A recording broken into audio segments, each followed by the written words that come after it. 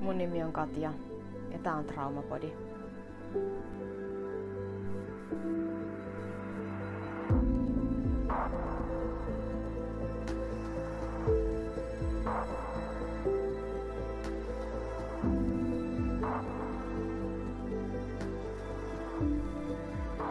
Hei sinä. Tänään mä haluaisin puhua tarinoista ja kertoa tarinoista.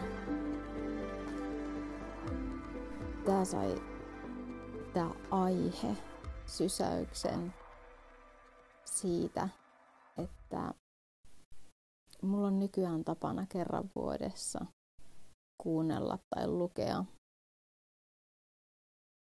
Harry Potterit, koska ne on niin ihania kirjoja. Se maailma on niin ihana. Ja tiedän, että en ole ainoa, joka harrastaa tätä lajia, että lukee säännöllisesti tai kuuntelee säännöllisesti. Joten mä oon huolella laskenut, että jos mä nyt aloitan, kuten tänään aloitin, niin riittääkö ne mulle joulun yli? Se on jotenkin tärkeä vuodenvaihteen siirtymä. Ja mä tajusin sen silloin ekan kerran, että minkä takia se on tärkeä mulle nimenomaan jouluna. Siis joulut ei ole koskaan ollut mulle helppoa aikaa. Moni turvattomassa kodissa tai siinä ilmapiirissä eläneenä saattaa hyvinkin samaistua siihen. Ja niistä on jäänyt mulle hyvin epämiellyttävä kokemus. Mulla ei ole joulusta.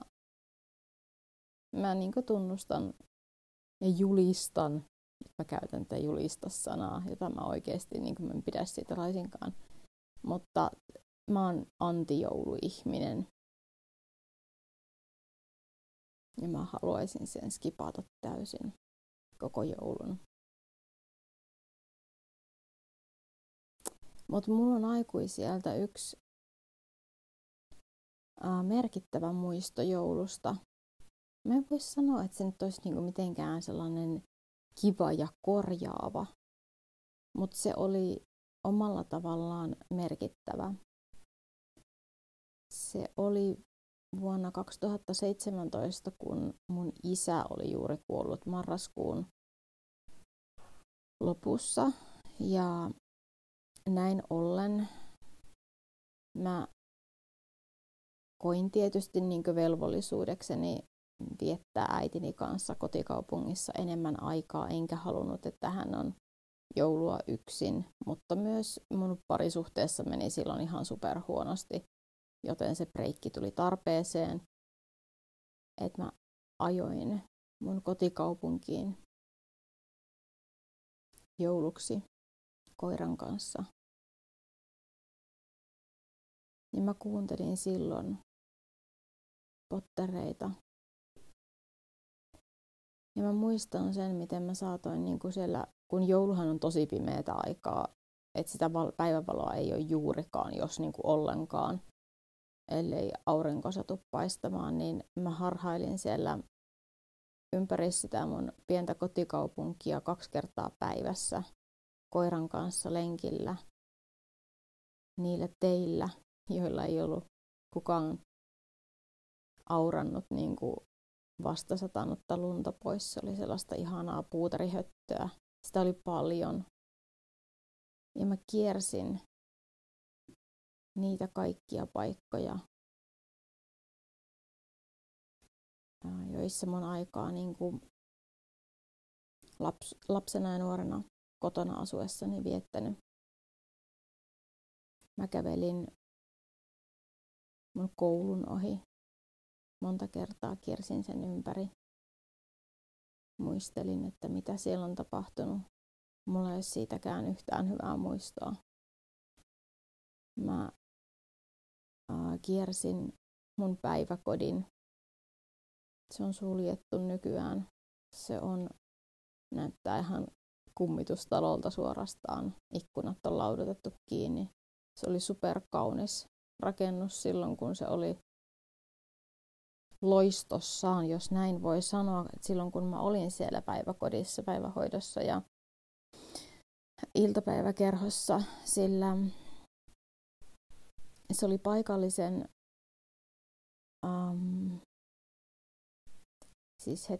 niin tällaisen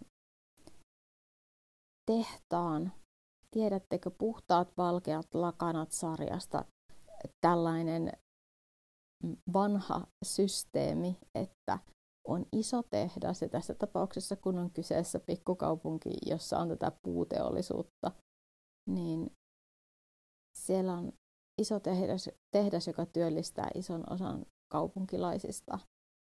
Ja luonnollisesti sillä tehtaalla oli ihan oma lääkäri. Se oli sen lääkärin entinen asuinrakennus, asuintalo.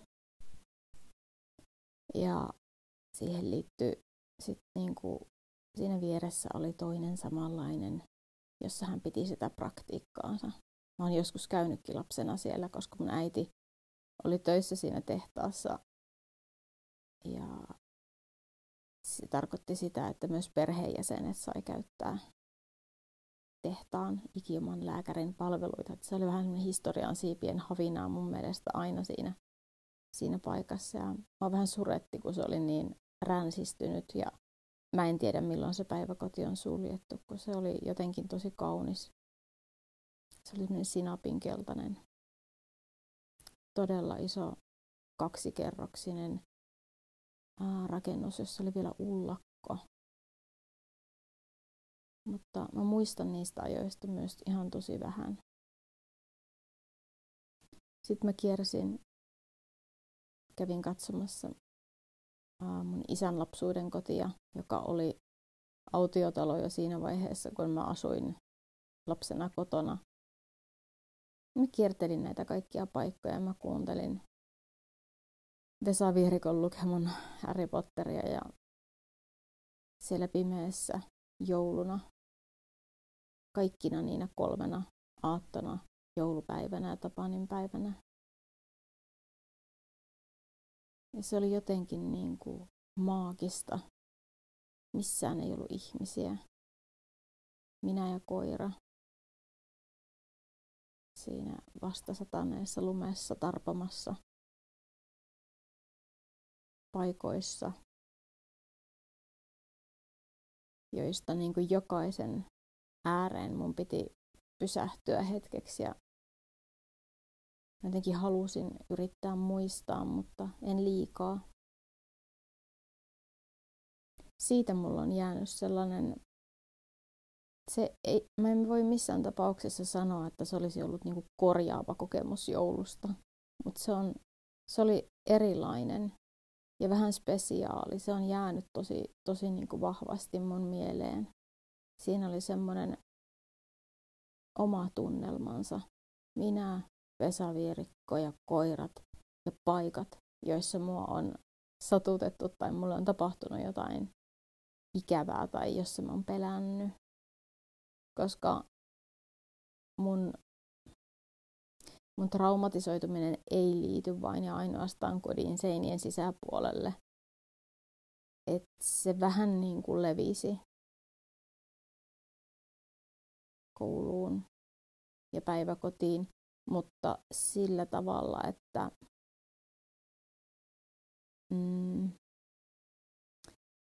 mulla ei varsinaisesti ole kukaan tehnyt siellä mitään pahaa, mutta mä koin itteni aina niin ulkopuoliseksi, niin vääränlaiseksi, että se oli se, joka mut niinku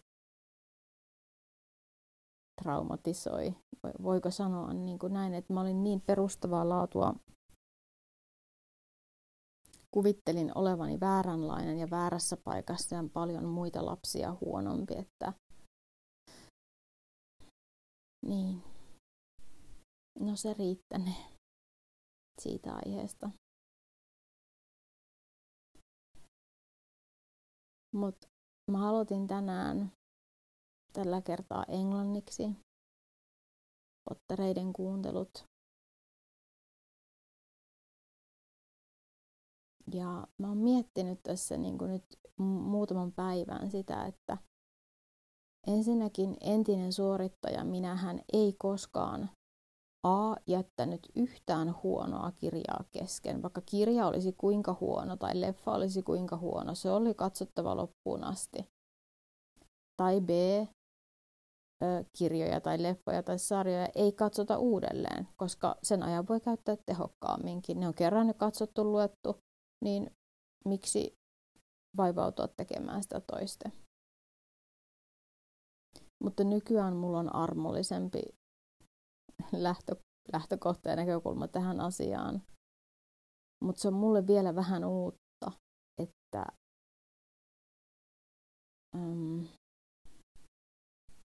mä lukisin jonkun kirjan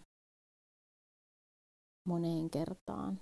Mä vähän vielä niinkö yritän sisäistää sitä ajatusta, mutta Potterit on sellainen asia, jonka kohdalla mun ei tarvitse edes sisäistää. Ja sarjana ehkä Downton Abbey on sellainen, jonka kohdalla mun ei tarvitse miettiä sitä, vaan ne on jotenkin sellaisia, että niihin olen antanut itselleni luvan ja otan sen niin kuin hyvillä mielin vastaan. Sen luvan itseltäni, että on ihan ok nauttia niistä useammin kuin kerran.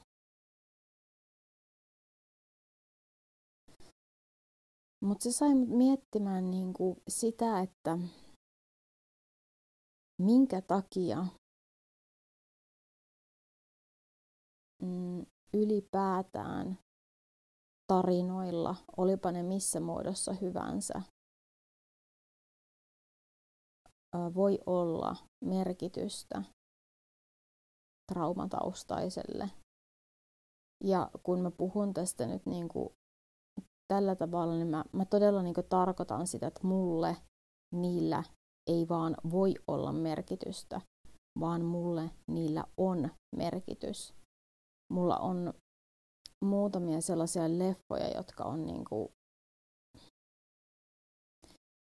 mun kategoriassa todella hyviä ja joiden nimet mä niin kuin muistan ja joita mä suosittelen tosi mielelläni. Ja sitten esimerkiksi Potterit kirjoina, mutta on niin kuin muitakin. Ja yleisesti ottaen mä voisin niin kuin sanoa, että ei ole väliä mikä se on se tarina, onko se kirjoitettu vai sarjana vai leffana vai missä muodossa ja millainen se niin kuin on. Mutta jos siihen niin kuin tuntuu olevan jotain niin kuin kutsumusta tai ylipäätään tarinoihin jotain kutsumusta, vetoa ja halua niin kuin kuluttaa sitä, nyt kun mä puhun kuluttaa sisältöä, niin kauhean se kuulostaa jotenkin tosi semmoiselta, tässä nyt kulutetaan tarinoita. Ehkä se on enemmänkin niistä niin kuin uudelleen elämistä. Kyllä, sitä se on se sana. Mutta se sai mut miettimään sitä, että mikä on se motiivi, minkä takia mä haluan palata uudelleen tietyn tyyppisten kirjojen, leffojen ja sarjojen ääreen. Ja ylipäätään katsoa, lukea ja kuunnella tietyn genren tarinoita tai sisältöä.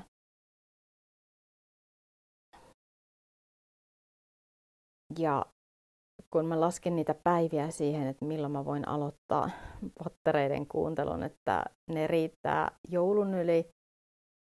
Mä mietin, että miksi mä niinku haluan. Miksi mä niinku haluan siihen maailmaan ja siihen niinku palata niihin kirjoihin ja siihen tunnelmaan.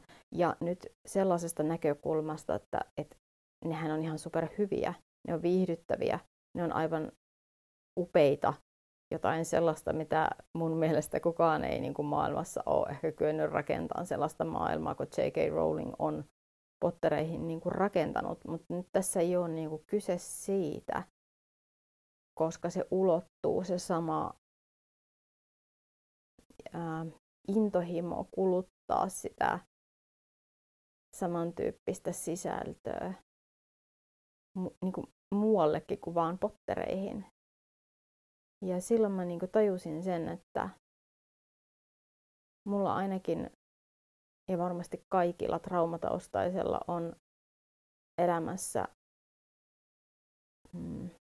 tapahtuma tai tapahtumia, jotka ei meidän kannalta ole mennyt välttämättä aivan optimaalisesti, jopa ihan todella huonosti. Ja siksihän tässä ollaan Traumapodia äänittämässä ja Traumapodia ylipäätään niin kuin tekemässä, koska mun elämässä on yli vuosikymmenen mittainen ajanjakso, jonka mä olisin tavallaan toivonut menevän toisin, joka oli mulle turvaton ja joka traumatisoi minut. Ja se taas on vaikuttanut siihen kaikkeen, miten mä olen sen jälkeen aikuisikääni elänyt ja nyt sitten vasta viimeisen parin vuoden aikana sitä kelkkaa pyrkinyt kääntämään, kun traumasta tulin tietoiseksi. Mutta se voi olla myös jokin yksittäinen tapahtuma, traumatisoiva tapahtuma, joka tähän liittyy. Ja mä niin kuin ymmärsin, että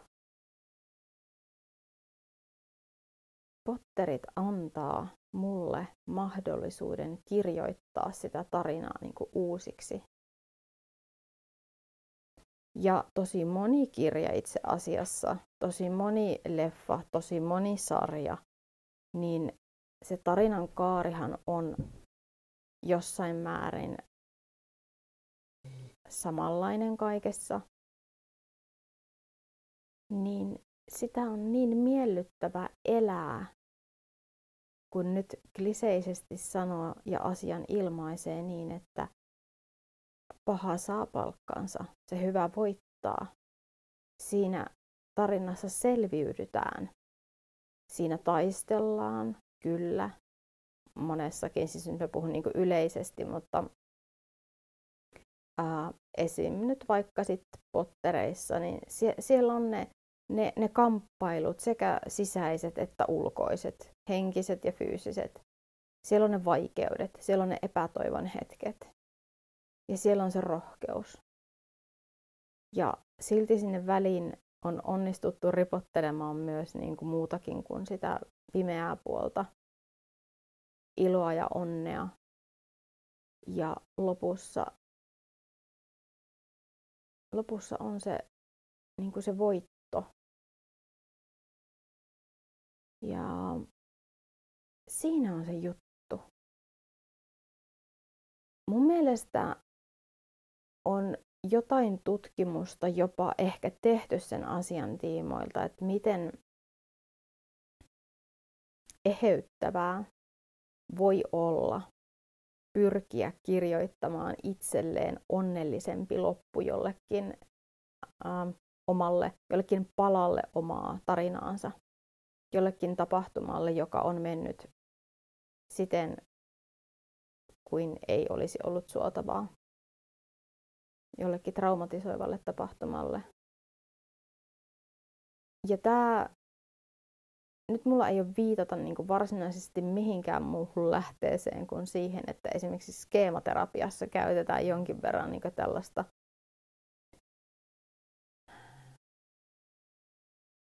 menetelmää ikään kuin, tai ainakin mun kohdalla on käytetty silloin aikoinaan. Eli että mitä jos se tarina päättyykin toisin, se päättyykin paremmin, se päättyykin hyvin mun kannalta. Ja mulla on tästä nyt niin kuin tästä harjoituksesta varsin hatara mielikuva, koska siitä on niin kauan aikaa. Mutta silloin mä ymmärsin sen, että ne oikeasti antaa mulle tilaisuuden elää tavallaan tai jakaa sellaista niin kuin epätoivoa ja nyt mulla tosi kovasti tekee mieli sanoa niin kuin kärsimystä. Se on jotenkin vähän ehkä nihkeä sana, mutta hardship on englanniksi sellainen sana, jolle ei ole mun mielestä oikein kunnon suomenkielistä versiota, mutta tavallaan niin kuin vaikeita aikoja. Se tarkoittaa ehkä ihan, yleensä se käännetään kai niin, että vaikeita aikoja. Että mä saan niin kuin elää jonkun toisen kautta jossain kirjassa niitä vaikeita aikoja ja sit niin kuin, että mä tiedän miltä ne tuntuu. Ja sit kuitenkin niistä niin kuin selviää. Niin mä luulen, että se on se toivo. Ja se on se niin kuin merkitys siinä asiassa, että minä ikään kuin yhdessä sen kirjan päähenkilön kanssa koen vaikeita juttuja sitä kirjaa lukiessani. Eläydyn ja tempaudun niihin vaikeisiin asioihin. Ja me niin kuin yhdessä käydään jotenkin sitä kamppailua. Ja yhdessä kirjoitetaan sille tarinalle se loppu. Ja se peilaa tavallaan mun omaa elämäntarinaa jotenkin, että mä saan mielessäni kirjoittaa jotenkin mun tarinalle onnellista loppua. Koska mikäänhän ei rasita niin paljon kuin se, ettei ole sellaista niinkö päätöstä sille omalle vaikealle elämänvaiheelle tai sille omalle tarinalle, osalle sitä omaa elämäntarinaa. Ja jos ajatellaan niin, että mä oon työstänyt sitä trauma-asiaa tässä nyt niin kuin reilut 2 vuotta, niin tää ei ole niin kuin se loppu. Se loppu ei ollut se, kun mä muutin pois kotoa siitä turvattomasta väkivaltaisesta ilmapiiristä, koska mä jatkoin 20 vuotta sen jälkeen siellä suojakseni kehittämiäni selviytymiskeinoja ja puolustuskeinoja ja niiden kanssa elämistä siten, että minä en ollut minä, vaan lähinnä sellainen kävelevä suojakuori. Hyvä, ettei harniskan pellit niin kuin kolisseet, kun minähän menin ja tein ja olin kun en olisi ollutkaan ja en ymmärtänyt mistään mitään, että mitä mä oon niin kuin oikeasti joutunut kokemaan ja joutunut näkemään ja mitä se on mulle tehnyt. Ja nyt mä oon siinä pisteessä, että nyt mä kirjoitan sitä tarinaa uusiksi, mutta se on ehkä myös se syy, minkä takia tekee mieli tarttua ja mieluusti lukea sellaisia kirjoja tai katsoa sellaista leppaa tai sarjaa, jossa on se tarina, jossa on se sama kaari kuin mulla. Vaikeudet, kärsimys, hirvittäväkin tuska, se prosessointi. Ja sitten se saa kuitenkin päätöksen. Vaikka se ei olisi aina niin sellainen överiruusuinen ja onnellinen se niin päätös sille tarinalle, mutta se on kuitenkin jonkinlainen päätös. Mä luulen, että se on se syy. Että se on se syy, minkä takia mä palaan niin semmoisten teosten pariin tai haen sellaisia luettavakseni ja kuunneltavakseni tai katsottavakseni, että ne jotenkin auttaa kirjoittamaan. Niihin eläytyy niin valtavasti, että kun se leffa tai kirja saa sen loppuunsa, niin se tuntuu siltä, kun mun tarina tulisi niiltä osin päätökseen ja mä voisin sit siitä jatkaa niin kuin elämää sellaisena kuin mä oikeasti oon. Se oli se oivallus. Ja se oli se havainto. Mä en ole ikinä ajatellut sitä asiaa tästä näkökulmasta. En koskaan. Ja se oli aika havahduttava.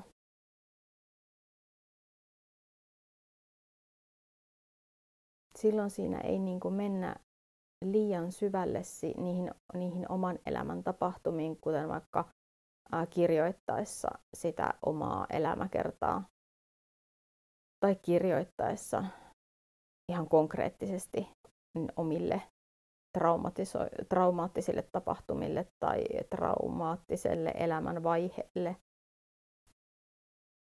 sitä parempaa päätöstä tai loppua tai ylipäätään kirjoittamalla niistä, niin se voi olla tosi raskasta. Koska aivothan on sellaiset, että ne haluaa asiat päätökseen tavalla tai toisella. Et voin sanoa, että kyllä, mulle on käynyt näin, mutta nyt mä alan olla ihan fine ja ihan kunnossa. Ja mä tiedän, että tästä mä selviän, koska 2 vuotta sitten mä vielä tiennyt. Ja nyt mä tiedän.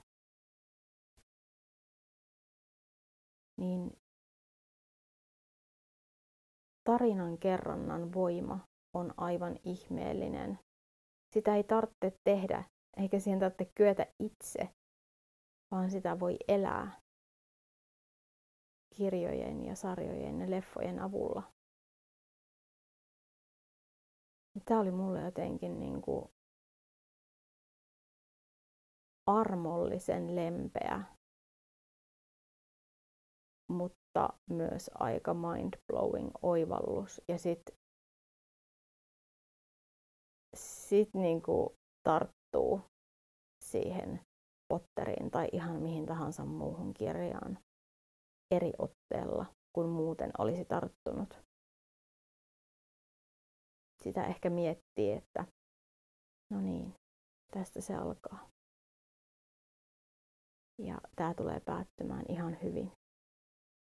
Me tullaan selviämään tästä. Sekä minä että Harry. Me tullaan molemmat selviämään. Et se on tavallaan sen kirjan päähenkilön rinnalla sitä myötäelämistä. Ja jos on kyse uudesta kirjasta tai uudesta leffasta tai sarjasta, jota ei ole ennen nähnyt, niin ei tietystikään voi tietää, miten se päättyy. Mutta se, mikä me tiedetään, on, että se päättyy tavalla tai toisella. Ja se tekee meidän aivot aika onnelliseksi ja ne suorastaan hyrisee onnesta, kun ne tietää, että joskus se päättyy. Että se kipu ei ole ikuista.